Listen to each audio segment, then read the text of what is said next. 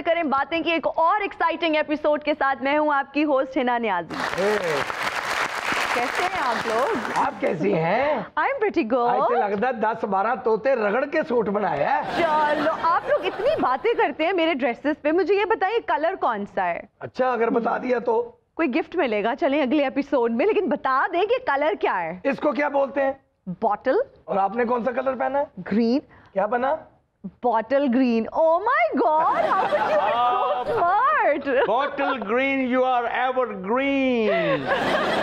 आज का ये जो हमारा शो है ना, जो हमारा सेट पैटर्न है उससे काफ़ी डिफरेंट है, क्योंकि आज इस शो में हम डिस्कस करने वाले हैं पटियाला घराने को, बड़े गुलाम अली खान साहब को।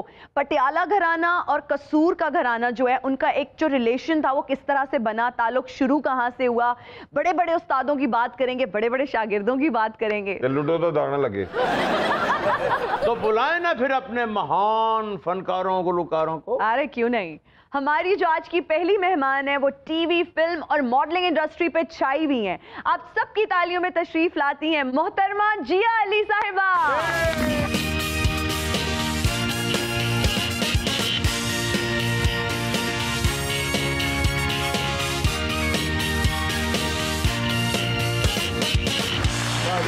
हेलो, अस्सलाम वालेकुम, कैसी हैं आप? बिल्कुल अच्छी हूँ, और आप कैसी हैं? बहुत बहुत मुबारक हो नए शो की।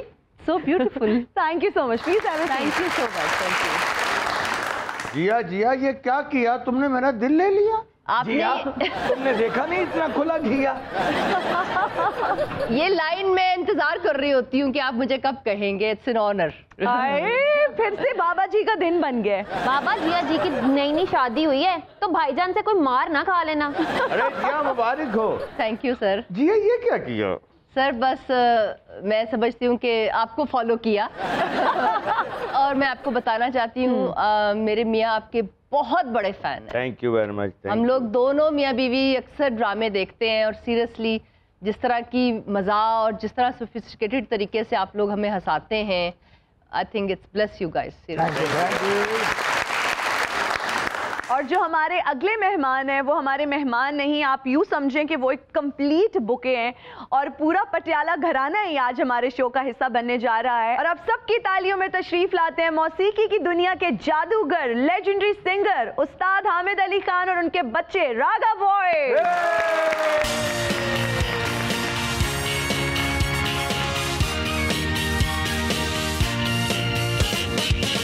सबसे पहले तो मुझे ये बताएं, माशाल्लाह से इतने अवार्ड्स आप लोग अपने नाम कर चुके हैं, अभी आप लोगों को एक गवर्नर अवार्ड मिला है, उसके बारे में भी बताएं, और अब तक कितनी अचीवमेंट्स हैं, कितने अवार्ड्स हैं, कितने रिवॉर्ड्स हैं? 2009 में हम लोग जब जर्नी स्टार्ट हुई थी हमारी, वो एक चैनल था, वहाँ पे हमने फर्स्ट टाइम परफॉर्म किया था। ट्रिब्यूट उस्ताद अमानत अली खान साहब किया हमने, उसमें परफॉर्मेंस की थी तीनों ने। वहाँ पे गजनफर अब्बास साहब एक पीटीवी के प्रोड्यूसर थे, उनके बाद उनका चैनल भी था, उन्होंने हमें लॉन्च किया था।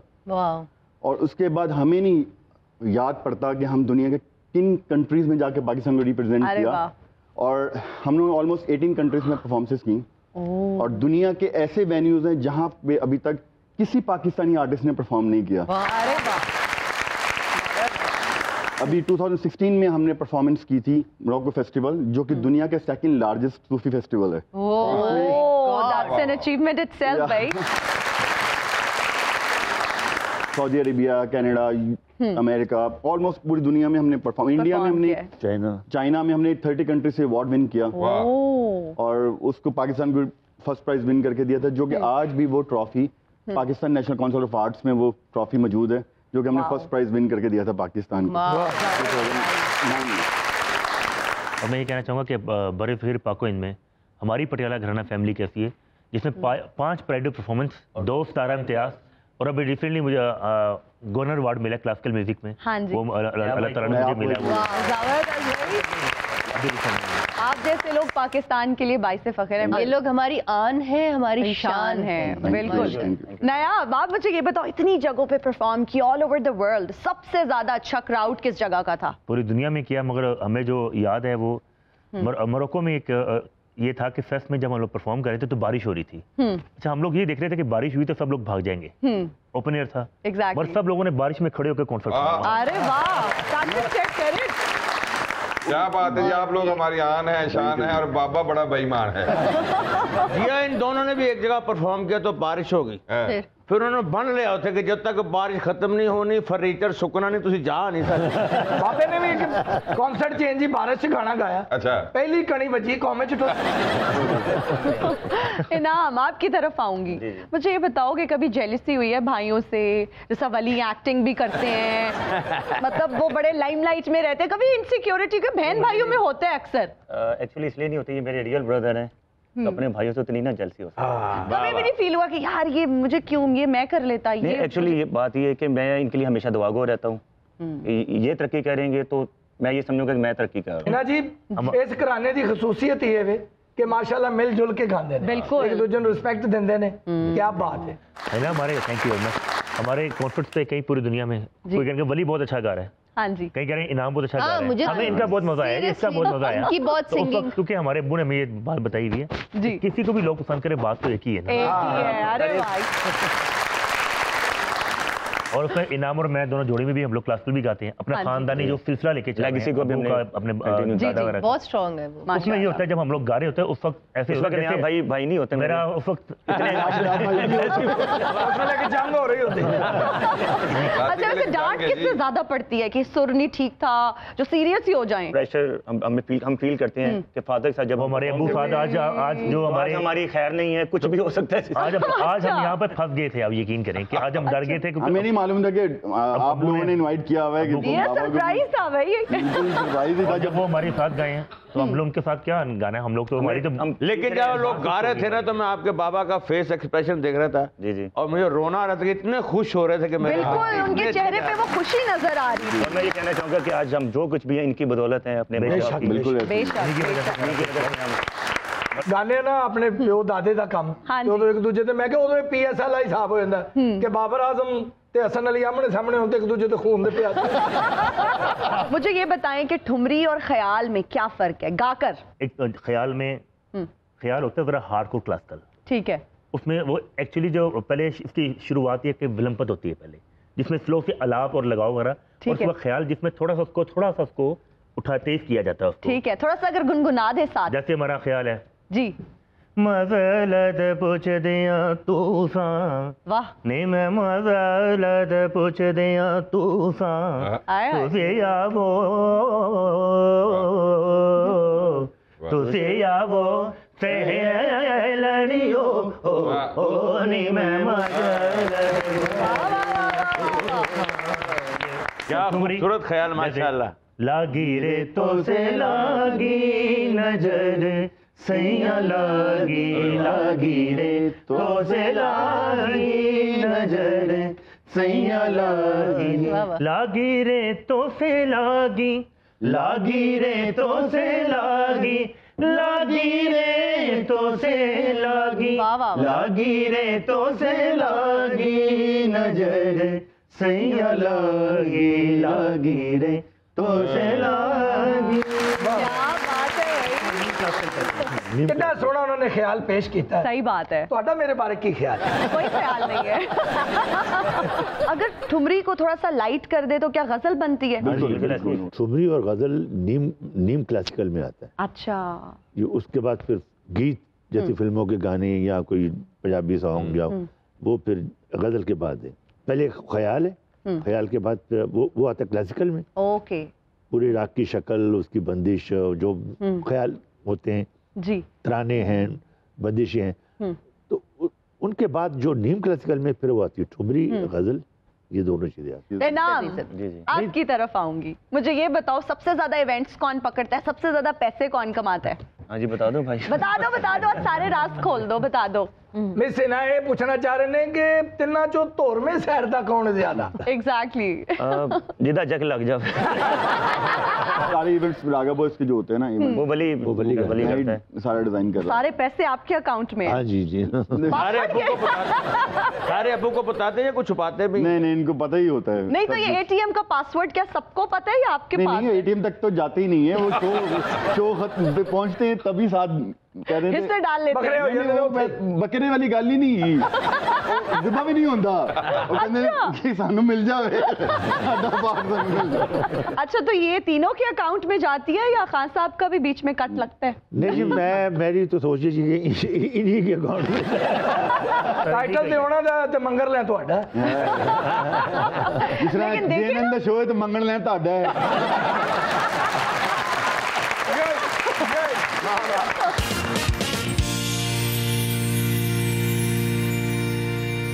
और हम हाजिर हैं ब्रेक के बाद। और अब इस सेगमेंट में हम डिस्कस करेंगे उस्ताद बड़े गुलाम अली खान के बारे में, जिनको पिछली सदी का तानसेन और गायक आजम भी कहा जाता है।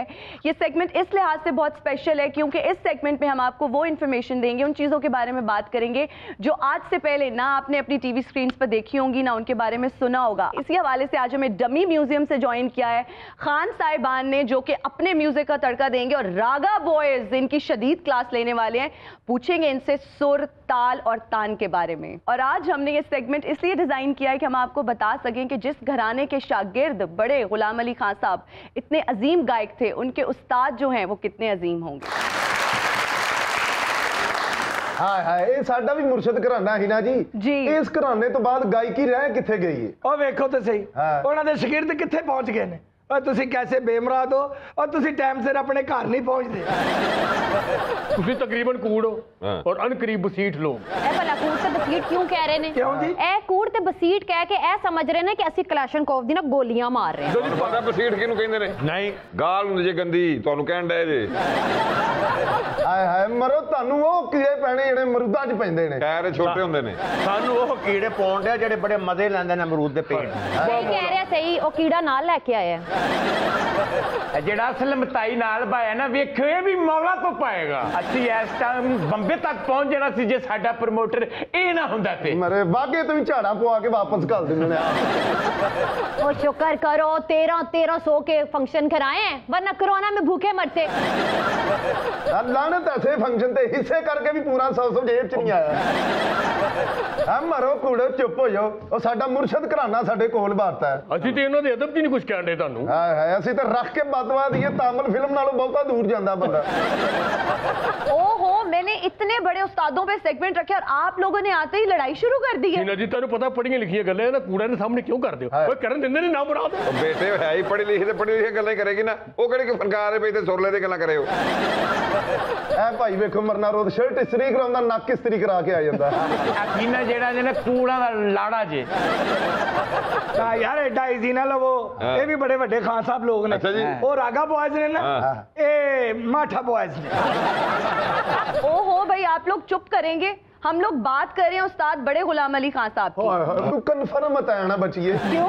वो छोटे छोटे दिन वाले बंदे निभा के तो बड़े गुलाम अली खान साहब का नाम।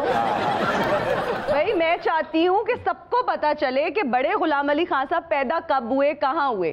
1902 में वो कसूर में पैदा हुए, ठीक है। बहुत मशहूर जो गायक घराना था वहाँ पैदा हुए और उनके जो दादा थे वो एक दरवेश सिंगर थे जो कि गजनी से आके कसूर में सेटल हुए थे। चूंकि वो दरवेश थे, वो गाना तो गाते रहते थे, लेकिन कहा जाता है कि इवेंचुअली वो जंगलात की तरफ फिर बाद में निकल गए थे। हाँ जी, ये जेड़ा ਤੁਹਾਡਾ नेरे खां है, ये भी जंगलात च गया। अच्छा, बांदरां ने एहतजाज किया, लुंबड़ियां ने एहतजाज किया। उन्होंने कहा एक जंगल च 2 जानवर नहीं रह सकते भाई। ਉਹ ਤੇ ਬੜੇ ਲੋਕ ਸੀ ਦਰਵੇਸ਼, ਜੰਗਲਾਂ 'ਚ ਚਲੇ ਗਏ। ਇਹ ਜੰਗਲਾਂ 'ਚੋਂ ਆਏ ਜੇ ਸਾਰੇ। ਬਾਬਾ ਤੂੰ ਸੁੱਤਾ ਉੱਠੇ, ਤੈਨੂੰ ਪਤਾ ਲੱਗੇ ਅਗਲੀ ਹੁਕੂਮਤ ਫਿਰ ਪੀਟੀਆਈ ਦੀ ਹੈ। ਤੂੰ ਤਾਂ ਉੱਤੇ ਤੋਂ ਫਰੀਤਾ ਕਵੇ ਬੈਠੀ ਲੈ ਲੈ ਜੀ, ਬੈਠੀ ਲੈ। ਅੱਛਾ ਬਈ ਬਾਬਾ ਅੱਲਾ ਕਰੇ ਤੈਨੂੰ हैंड फ्री ਚ ਛਾਟ ਪਵੇ। तकसीम हिंद से पहले बड़े गुलाम अली खान साहब को जगत उस्ताद और महान गायक माना जाता था और चूंकि उनको लाहौर से बहुत मोहब्बत थी इसलिए वो पाकिस्तान में ही रहे। लेकिन इंडिया से, जो इंडिया के लोग थे, जो इंडिया की अशराफिया थी, वो चाहती थी कि बड़े गुलाम अली खान साहब वहाँ चले जाएं। एक और इसी हवाले से बड़ा एक इंटरेस्टिंग इंसिडेंट है, मैं जो चाहूँगी कि आप लोगों से भी शेयर करूँ ताकि आप लोगों को पता चले कि बड़े गुलाम अली खान साहब इंडिया क्यों गए। एक दफ़ा हुआ यूँ कि वो रेडियो पाकिस्तान लाहौर में एक ब्यूरोक्रेट थे, एक मैनेजर थे, उनके ऑफिस में चले गए जिनका नाम था ज़ेड बुखारी साहब, और बग़ैर इजाज़त के उनके कमरे में चले गए। तो ये बात उनको बहुत बुरी लगी ज़ेड बुखारी साहब को और उन्होंने थोड़ा सा वो रूड हो गए और उन्होंने कहा कि ये इजाज़त के बगैर अंदर किस तरह से आ गए हैं। वहाँ पर उस्ताद बड़े गुलाम अली खान साहब ने एक बहुत तारीखी जुमला कहा कि आप जैसे BA पास तो बहुत हैं, लेकिन मेरे जैसा बड़ा और महान गुलकार जो है वो दोनों मुल्कों में सिर्फ एक ही है। उस्ताद बड़े गुलाम अली खान साहब बाहर आके बैठ गए कि जो आर्ग्यूमेंट हुआ है थोड़ी देर में शायद इसकी सेटलमेंट हो जाए। इतनी ही देर में उन्होंने सुना कि ज़ेड बुखारी साहब ने कुछ ऐसे नाजेबा जुमले इस्तेमाल किए उनके बारे में, जो कि सुनते ही उन्होंने ये फैसला कर लिया कि वो इंडिया वापस चले जाएं, क्योंकि हिंदुस्तान से उनकी जो अशराफिया है उनको बुला रही थी और उनकी मुंतजिर थी। और इस वाकया के बाद वो बहरी रास्ते से कराची से बॉम्बे चले गए और इंडिया पहुंचे तो उनको बहुत वार्म तरीके से वेलकम किया गया और वहां पे वो सेटल हो गए। बड़े गुलाम अली खान साहब को ना सिर्फ इंडियन शहरियत दी गई, उनको और भी बहुत सारे पर्क्स से नवाजा गया, बल्कि इसके साथ साथ मालाबार हिल्स में उनको एक बहुत जबरदस्त बंगला भी दिया गया। जी जी बिल्कुल, हिना जहाँ पे लता जी भी वहीं पे रहती थी। हाँ जी, मालाबार हिल में। हिना जी, इन जाहिलों को ये भी बताएं कि गांधी जी ने जब आज़ादी के बाद पहली तकरीर की थी तो उससे पहले किसे गवाया गया था? निर्मल, ये भी एक बड़ा तारीखी वाकया है। गांधी जी की तकरीर से पहले उस्ताद बड़े गुलाम अली खान साहब ने भजन गाने थे, लेकिन किसी रीज़न की वजह से वो लेट हो गए और जब गांधी जी ने देखा कि बड़े गुलाम अली खान साहब जो हैं वो लेट आने की वजह से थोड़े से शर्मिंदा हैं, तो उन्होंने उनका मूड अच्छा करने के लिए लाइटर नोट पे एक बात की कि मैं बहुत कमज़ोर हूँ, आप बहुत ताकतवर है, मैं तो आपसे लड़ भी नहीं सकता। तो आपको ये नहीं पता हमारे इमरान खान जी ने धरने से पहले किस किस से गाना गवाया, ये याद नहीं आपको? बाबा जी ਤੁਹਾਡੇ ਵਰਗਾ ਬੰਦਾ ਨਾ 12 ਵਜੇ ਤੋਂ ਬਾਅਦ ਅੰਦਰੋਂ ਕੁੰਡੀ ਲਾ ਕੇ ਕੱਲਾ ਹੀ ਨੱਚਦਾ ਹੁੰਦਾ। ਤੇ ਮੇਰੇ ਵਰਗਾ ਨਾਚ तेरे वर्गे खिड़की जो फिर भी देखना है। और उस फंक्शन में खान साहब की गायकी के बाद गांधी जी ने कहा कि रूह एक बेजान चीज है, अगर रूह की कोई चीज जो है वो खुराक होती, ग़िज़ा होती, तो वो खान साहब की गायकी होती, म्यूजिक होती। अगर कोई बदरूह की खुराक होती तो ऐसे गुलकारों का दिमाग खा जाता। आजकल जवाद साहब, आजकल काफी गुलकार ऐसे हैं जिनकी खुद वो खुराक बने हुए काफी आपको डिफरेंट प्लेटफॉर्म्स में नजर आते हैं। सही कह रहे हो, बड़े बदरूह शर्मिंदा होकर टुर गई हैं, वो पक्के होके गा रहे डिफरेंट प्लेटफॉर्म नहीं गा साहब, और सब सामने बैठे जी ਤੁਹਾਡੇ। ਇਹ ਦੇਖੋ ਇਹ ਪਰਲਾ बेटा कूड़ ने ताई ने मैं हिसाब लाया पुੱਤ जी, पाकिस्तान च 2 चीज़ां नहीं रुक सकदी। ਕਿਹੜੀਆਂ? एक महंगाई ते ਇਹ ਤਿੰਨਾਂ ਦੀ ਜ਼ੁਬਾਨ ਬਸ। ਨਹੀਂ ਕੂੜ ਨੇ ਕਹਿੰਦਾ ਇੱਕ ਘਰਾਨਾ ਹੈ, ਇਹ ਬੈਠਾ ਬੈਠੇ ਘਰਾਨਾ ਤੁਹਾਡਾ ਵੀ ਰਾਨਾ ਹੈ। हिना जी, ਤੁਹਾਨੂੰ ਪਤਾ ਸਾਡਾ ਕਿਸ ਘਰਾਣੇ ਨਾਲ ਤਲਕ ਹੈ? किस घराने से? किराए के घराने से। एक घराना है, एक वीराना है, दरमियान च जनाना है।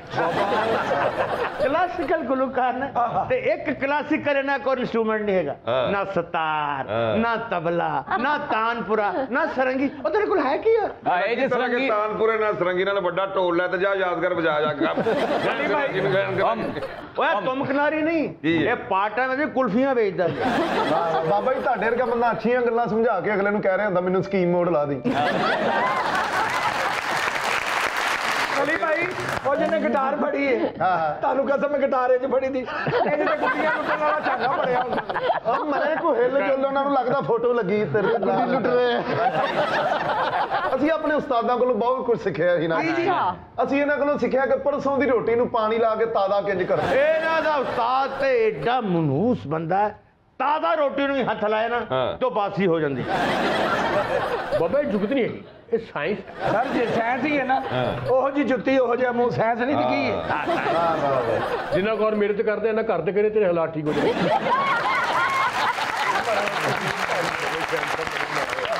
ऐसा मनहूस है, चिड़िया घर चला गया बांदर वेखन ते बांदरी कहंदी अब्बा जी जे तो कुड़ियां विआह दी पिछे नहीं आईदा हुंदा। लो जी पापा गया चिड़िया घर, फिर इन बांदर ने खिच के चपेड़ा मारियां। क्यों? वो बांदर छाला मारन दे तैनूं कही जांदा बड़ी भज ना सुणदी, कोई ज्यादा ही मसला बनया है। ਸਾਡਾ ਮੁਤੱਕਾ ਬੰਦ ਹੀ ਨਹੀਂ, ਤੁਸੀਂ ਤਾਈ ਲੋग मरो ਇੰਨੇ कि शरबत च ਇੰਨੀ बर्फ पा लेंदे। तुम भी ये बातें मुखालिफ से ना घबरा है टाड़ी, ये तो चलती है तुझे मजीद बिस्त करवाने। क्या बात। ਜਿਹੜੇ ਇਹਨਾਂ ਦੇ ਬਜ਼ੁਰਗ ਹੈ ਨਾ ਇਹਨਾਂ ਤੋਂ ਵੀ ਮਾੜਾ ਹੀ ਤੇ ਨਹੀਂ ਤੌਰ ਹਾਏ ਹਾਏ ਜਿੱਥੇ ਕਿਤੇ ਫਿੱਕੀ ਗੱਲ ਕਰਦੇ ਆ ਨਾ ਇਹ ਕਿਉਂ ਦੇ ਕੇ ਦੁਬਾਰਾ ਅੱਛੀ ਕਰਾਉਂਦਾ। ਇਹਨੂੰ ਕਹਿੰਦੇ ਨੇ ਮੈਨੇਜਮੈਂਟ, ਹੋਰ ਤੁਹਾਡੇ ਕੋਲ ਆਪਸ ਵਿੱਚ ਲੜ ਪਈ ਹੈ।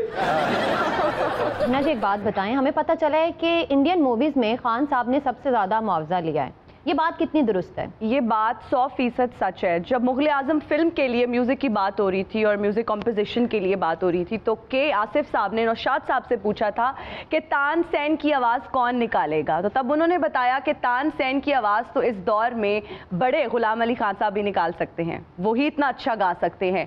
लेकिन चूंकि बड़े गुलाम अली खान साहब को इस तरह से गाना पसंद नहीं था फिल्मों के लिए, और उनका क्लासिकल म्यूज़िक के बारे में ये पॉइंट ऑफ व्यू था कि ये मेले ठेले और नौटंकियों में नहीं गाया जा सकता, बल्कि उन लोगों के सामने गाया जा सकता है जो वाकई अहले ज़ौक़ हों। फाइनली उन्होंने इस फिल्म के लिए गाना कैसे गाया, ठुमरी कैसे गाई, कि आसिफ साहब जो थे वो उनके पीछे पड़ गए कि ये ठुमरी आपने ही गानी है, लेकिन बड़े गुलाम अली खान साहब की ये जिद थी कि मैं इस फिल्म के लिए नहीं गाऊंगा। उन्होंने नौशाद साहब को बोला कि मैं इतना मुआवजा मांगूंगा कि खुद ही कहेंगे कि बस ठीक है, मतलब सीन खत्म हो जाएगा, गाने के लिए बोलेंगे ही नहीं।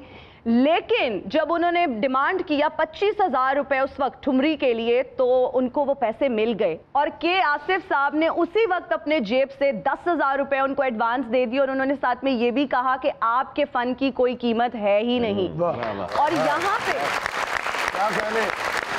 और यहाँ पे एक और बात भी मेंशन करना चाहूंगी कि उस दौर में लता जी और रफ़ी साहब जो थे वो 500 रुपए लेते थे, जबकि बड़े गुलाम अली खान साहब को 25,000 रुपए मिले इस ठुमरी के लिए।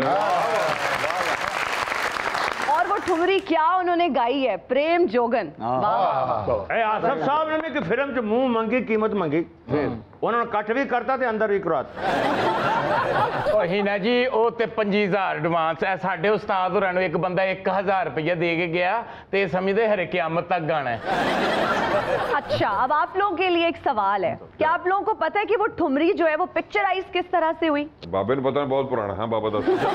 कैमरामैन आए, कैमरे होए, वो गाउंदे रहे, होर की होया? ओह, म्यूजिक में कैमरामैन क्या करते हैं? आप तो हैं ही, बस चुप ही करें आप। कह दो क्यों नहीं कह रहे?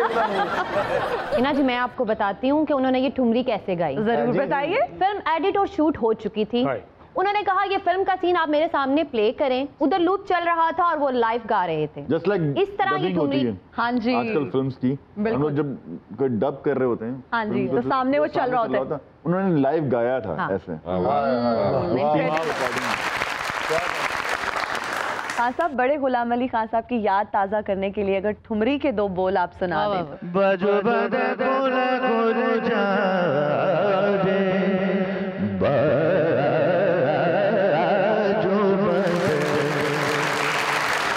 खुले कर बजो बदा गोला गोल जा बजो बंद खुले बाजो बंद खुले गोल जा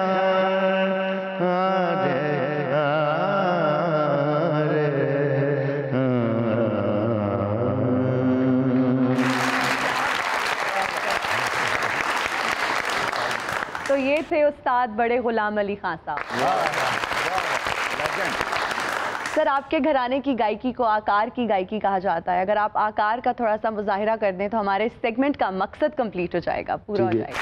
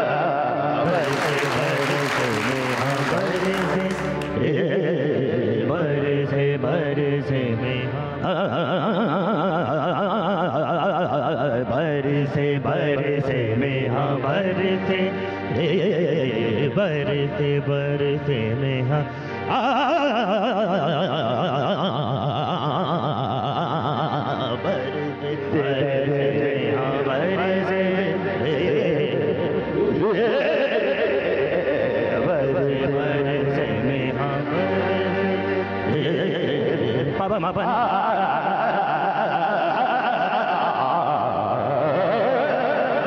बरसे में हाँ बरसे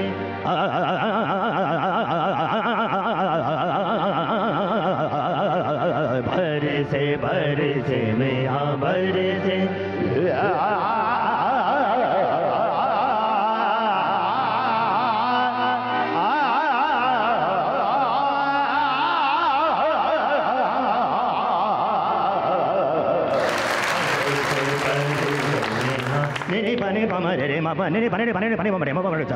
बरसे में हाँ बरसे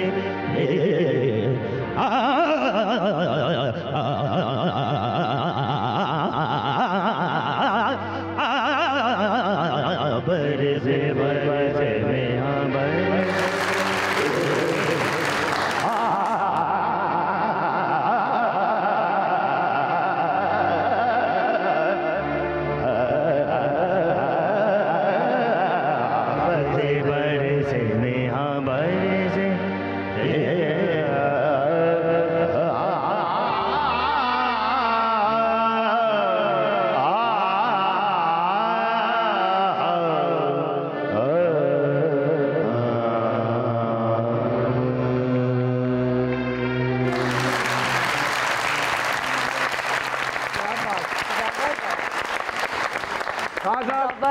छोटा मुंह ते वड्डी गल ਇਹ ਤੁਹਾਡੀ ਮਿਹਨਤ ਦਾ ਸਿਲਾ ਹੈ ਇਹ ਜਿਹੜੀ ਤੁਹਾਨੂੰ 3 ਪੁੱਤਰਾਂ ਦੀ ਸ਼ਕਲ 'ਚ ਪੈਨਸ਼ਨ ਮਿਲੀ ਹੈ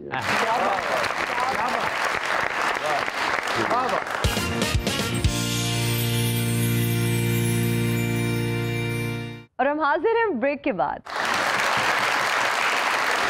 जी अली साहिबा, हमने आपके लिए कुछ मुश्किल सवाल जो है ना वो डिज़ाइन किए हुए और हम चाहेंगे कि आप उनके सच जवाब दें। किसी मसलियत से काम ना लें, कोई डिप्लोमेसी आपने नहीं दिखानी, कोई सियासी बयान आपने नहीं देना, आपने हमें नाम देने हैं। डन। रैपिड फायर है, ज़्यादा टाइम भी आपने नहीं लेना। फेवरेट। रियली? आपको अगर गुस्सा दिलाना हो तो क्या करना चाहिए? झूठ बोलते हैं। अगर आप पर फिल्म बनाई जाए तो विलन कौन होगा? बाबा। मैं तो हीरो हूँगा। बाबा अल्लाह रहम करे, क्यों हीरों का अजाब ले जी हाँ, कुरैशी साहब मैं समझती हूँ मौला जट में जिस तरह उन्होंने जो उनका एक नेगेटिव रोल था, मैं समझती हूँ पूरी दुनिया ने सराहाया और मेरे लिए ऑनर की बात ऑलरेडी है। मैं थोड़ा काम कर चुकी हूँ। ओए बम जोगी ये टुट पैनी है, बल्कि टुट टुट के पैनी है। जा जाके अपनी हवेली च वेख, उत्थे जट जट दी नहीं, इन्हें नक नक दी आवाज आंदी।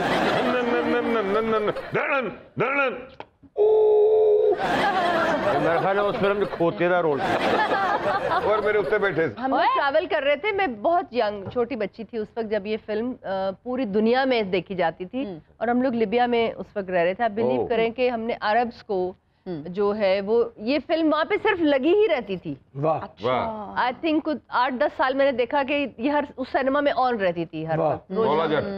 इतना वहाँ पे इस फिल्म का क्रेज सराहा गया, पसंद किया जाता था। सबटाइटल्स थे और मौला जट दी कामयाबी दा राज वाला की सी? जी जी दसो। कि राई साहब भी ते मुस्तफा रईस साहब भी जुगता करन डे ने एक दूजे नु, पांडी लगे सोनिया जुगता चलियां ने फिल्म च। ब्यूटीफुल, आज तक वो फिल्म अप्रिशिएट किया था। जी अली साहिबा, मैं कुछ साथी अदाकारों के नाम लूंगी और आपने बताना है कि उनके बारे में क्या ऐसी बात है जो हम नहीं जानते। जावेद शेख साहब। He is very caring. जब आप ट्रैवल करते हैं एज एन एक्टर उनके साथ, जैसे मेरी दूसरी फिल्म थी नफरा गोरीदा and he played my father-in-law, I think. So मुझे बहुत अच्छा लगा और वो बहुत केयरिंग है। बहुत पाकिस्तानी मर्दों के बारे में मैं ट्रैवल की हूँ पूरी दुनिया में, ये बहुत केयरिंग होते हैं, औरत की रिस्पेक्ट बहुत करते हैं। So वो जावेद शेख साहब में झलकती है। फहद मुस्तफ़ा। फहद आई थिंक उसका सेंस ऑफ ह्यूमर अच्छा है। हुमायूं सईद। हुमायूं ने बहुत स्ट्रगल की है और उसको बहुत इज्जत मिली है। अब जैसे मैं देखती हूँ हुमायूं को, सो वो डाउन टू अर्थ है अभी तक। मुझे लगता है कि ही इज वेरी हम्बल इतनी इज्जत के बावजूद। This is very nice. जी अली साहिबा, अगर आपकी जिंदगी पे फिल्म बनाई जाए तो उसका टाइटल क्या होगा? सच्चाई। सच होगा उसमें सब कुछ? सब कुछ। अगर आपकी जिंदगी पे किताब लिखी जाए तो कौन से राज उसमें आप खोलेंगी अपनी जिंदगी से रिलेटेड? देखिए, मैंने तो जैसे सच की बात की, अगर मैं सच का प्रचार करती हूँ, बेशक अपनी उम्र हो या कोई सीख हो या किसी को अप्रिशिएट करना हो और टीवी पे बैठ के, सो मुझे मेरे फैंस, मेरे दोस्त मुझे प्यार करते हैं, मेरी फैमिली। सो मैं चाहूँगी कि मेरी किताब जो मैं लिखी जाए वो ऐसी जो मेरी ज़िंदगी की कुछ स्टोरीज़ हैं या कुछ मैंने जो सीखा है मैं वो आने वाली जनरेशन को बताऊं। चलिए अपनी ज़िंदगी से रिलेटेड नहीं, लेकिन आपने जिस एरा में काम किया, इर्द गिर्द जो लोगों को ऑब्जर्व किया, कौन सी ऐसी 3 चीज़ें हैं, कौन सी ऐसी ब्रेकिंग न्यूज़ हैं जो आप हमें देंगी? देखिए इंडस्ट्री ने, मैं समझती हूँ मैं इस काबिल नहीं थी, मेरा एक तो कोई ख़ानदानी बैकग्राउंड नहीं था। मैं बहुत लकी हूँ कि मुझे बहुत प्यार दिया इंडस्ट्री ने, और इतने बड़े producers and all that, they were there for me. मुझे कभी भी कोई बुराई तो नज़र नहीं आई, लेकिन मैं इम्प्रूवमेंट के लिए हमेशा से, जैसे कहते हैं ना, मैं भूखी हूँ एजुकेशन इम्प्रूवमेंट के लिए। तो पहले इंटरव्यू में मुझे याद है, आज शायद लोगों को वो याद ना हो, मुझे था कि जो, वैसे मैंने सर से भी बात की कि एज एन आर्टिस्ट अभी भी हमारी इंडस्ट्री में ये कमी है कि हम लोग स्कूलों से एजुकेटेड नहीं हैं, और फिल्म इंडस्ट्री का ये बहुत बड़ी रिस्पॉन्सिबिलिटी है यू नो कि वो इस चीज़ को गवर्नमेंट लेवल पे इम्प्लीमेंट करवाएं, इंस्टीट्यूशंस में कुछ दें। हमारी रिस्पॉन्सिबिलिटी है एज एन आर्टिस्ट, हमें कुछ मिला है, हम आगे जनरेशन को जब तक वो चीज़ नहीं देंगे, और वो मैं बार बार कहूँगी कि वो कॉलेज और यूनिवर्सिटी लेवल पे देना ठीक है, ज़रूरी है, लेकिन बेसिक्स बच्चों की बहुत ज़रूरी है। वो अच्छे इंसान बन सकते हैं, उनमें एक बैलेंस आ सकता है, वो अपना शोबा को रिस्पेक्ट दे सकते हैं, किसी भी शोबे में वो जाएं बेशक। इंडस्ट्री की एक कमी है, मैं समझती हूँ आज तक इस मुल्क की, कि वो लोग इस चीज़ के लिए कोशिश नहीं कर रहे कि स्कूलों में बच्चों के लिए डांस, एजुकेशन, ड्रामा को कंपलसरी किया जाए। कितनी अच्छी गल्लां कर रहे हैं, पढ़ी लिखी, तू इत्थे घर दे हालात सुना के तो टुर जाएंगे। मेरा पीला दुपट्टा गया सी ना, तो मैं उन्होंने ललारी नूं दिता ते उन्हें सही तरह नहीं किया, मैं फिर भेजी अद्धियां गल्लां कमेटी दियां करके। अब जो मेरा कम काम करने का रीज़न है, मैंने शुरू से बहुत कम काम किया, अब मैं अपने ब्रांड के लिए बहुत ज़्यादा मेहनत कर रही हूँ और टाइम नहीं होता। तो रीज़न सिर्फ यही है कि स्क्रिप्ट्स अच्छे नहीं हैं हमारी फिल्मों में। मैम सॉरी, आपने फिल्म का नाम बताया था सच्चाई, और निर्मल ते बन रही है डटाई, ऐसे भी बन रही है पंडाई। देखने वाले कहते हैं कि इंडस्ट्री या ड्रामा जो है वो क्रिएट किया जाता है या झूठ पे है, ये सब चीज़ें हैं। मैंने ये साबित किया है, हम आर्टिस्टों ने, सब ने, पूरी दुनिया में, कि जो सच्चाई की फीलिंग्स हैं हम लोग वही बयान करते हैं। बड़ी अच्छी बात है, बिल्कुल। सच्चाई की जो फीलिंग है एक्चुअली हम वही बयान करते हैं। सो हर इंसान उसको डिफरेंट एंगल पे देखता है। हम लोगों की ही कहानियां, लोगों की ही फीलिंग्स को अपने अंदर उतारना और फिर उसको आप तक पहुंचाना, ये कोई आसान काम नहीं है, ये बहुत स्पिरिचुअल लोगों का। मगर ये शेर क्या कहता है, मैं सच कहूंगी फिर भी हार जाऊंगी, वो झूठ बोलेगा और लाजवाब कर देगा। अरे वाह वाह वाह। मैं सोच ही रहा थी कि बाबा जी शेर क्यों नहीं कह रहे। ये शेर ना शाहिद खान वर्गे बंदे वास्ते, टेठे बंदे वास्ते, ਜਿਹੜਾ खप पा के सच्चा हो जाता है। ਇੱਕ ਗੱਲ ਵੀ ਟਿਕਾ ਕੇ ਕਰਦਾ ਕਲੈਪ ਆ ਜਾਂਦੀ और ये क्लैप नहीं आती, कहता लोगों को समझ नहीं आती। और अब हम जाएंगे निर्मल अली के पास और देखेंगे कि आज क्या अजीबोगरीब और इंटरेस्टिंग खबरें हैं निर्मल के पास। जी निर्मल। भारतीय भिखारी डिजिटल हो गया, ऑनलाइन भीख ट्रांसफर के लिए अकाउंट खोल लिया। तो जी ये ना कम्मा जो साडा बाबा सब तो अगे जे। वो कैसे? सब तो पहले इन्हें फेसबुक ते मंगना शुरू किया, अपना फेस विखा के तो थले इंज कर। मैं पूछया बाबा किन्ने लाइक्स आए ने, कहंदा लाइक्स नु छड़ 250-300 ना नकद आए ने। बाबा साडा बड़ा मशहूर डिजिटल मंगता है ना जी, तुहानू पता ही नहीं। अच्छा वो कैसे? ये पहला बंदा से जिन्हें इंस्टाग्राम से मंगना शुरू किया। बाबा साडा ते बहुत अच्छा डिजिटल मंगता है ना जी। अच्छा वो कैसे? ओ व्हाट्सएप दा आइकन नहीं हैगा माफी वाला? हाँ है। ओ पेज के ना थले लिख देता है क्या 500 अर्जेंटली नीडेड। ओ हिना जी मैं तानू की दसा कि किथे किथे मंगदा है। रियली? एडा चला के ईमो ते भी मंगदा जे। एक बार नहीं ईमो तो मार भी पई है ना जी। वो कैसे? ईमो तो एक बंदे ने कहा आधा किलो छोटा कीमो भेज दे। तानू पता स्नैपचैट नहीं हैगी, ओदे ते भी बाबा लोकां कोलों मंगन लग पिया। अच्छा उस पे क्यों मांगते हैं? कहंदा इत्थे मैसेज हो जांदे ने डिलीट, ना देना लेने याद रहेगा ना लेना रहने। अच्छा तो इसलिए बाबा जी मेरे से भी पूछ रहे थे कि कोई नई सोशल मीडिया ऐप आई है। मैंने पूछा आपने क्या करना है, डाउनलोड करनी है? कहते नहीं मैं तो मंगना ही होता है। ओए इन्होंने भी जोत की क्लैप करो और पक्की की थी। इना मैनू इना दा दुख नहीं है जिहड़ा तेरा है। एक मुज्जत जिहा बंदा खलोता, उन्हें बड़े अदब ना जाके कहता आप जरा साइड पे आएंगे। वो घबरा गया कोई पुलिस वाला, वो कहना की काम है तेनू, कहना मैं तुहाडे को मंगना है ना, तुम्हारे कह कहे मेरे कानों में शीशा पिघला रहे। बाबा जी इतनी सलीस उर्दू की लाइनें क्यों बोलते हैं? एहो जी जज्बाती लाइना बोल के ते लोका को मांगता है। लोगों को कहता है कि मेरी बीवी ने रात को मेरे कानों में शीशा पिघला दिया, वो निकालना है, मुझे खुदा के लिए पैसे दो। ਤੁਸੀਂ ਕਿੰਨੀਆਂ ਬਾਬੇ ਦੇ ਮੰਗਣ ਤੇ ਗੱਲਾਂ ਕੀਤੀਆਂ। ਬਿਲਕੁਲ। ਮੈਂ ਐਸੀ ਗੱਲ ਕਰਾਂਗਾ, ਇਸ ਤੋਂ ਵੱਡੀ ਗੱਲ ਹੋ ਹੀ ਨਹੀਂ ਸਕਦੀ। क्या? ਇੱਕ ਫਕੀਰ ਨੇ ਮਿਹਨਤ ਨਾਲ 1000 ਰੁਪਇਆ ਇਕੱਠਾ ਕੀਤਾ, ਇਹਨੇ ਫਕੀਰ ਕੋ 1200 ਰੁਪਇਆ ਮੰਗ ਲਿਆ। ਇਹ ਤਾਂ ਕੁਝ ਵੀ ਨਹੀਂ, ਬਾਬਾ ਇੱਕ ਇਸ਼ਾਰੇ ਦੇਖ ਲੋ ਕੇ ਗੂੰਗਾ ਬਣ ਕੇ ਮੰਗਦਾ ਸੀ। ਬੰਦੇ ਨੇ 1000 ਰੁਪਏ ਇਕੱਠਾ ਦੇ ਦਿੱਤਾ, ਕਹਿੰਦਾ ਸ਼ੁਕਰੀਆ।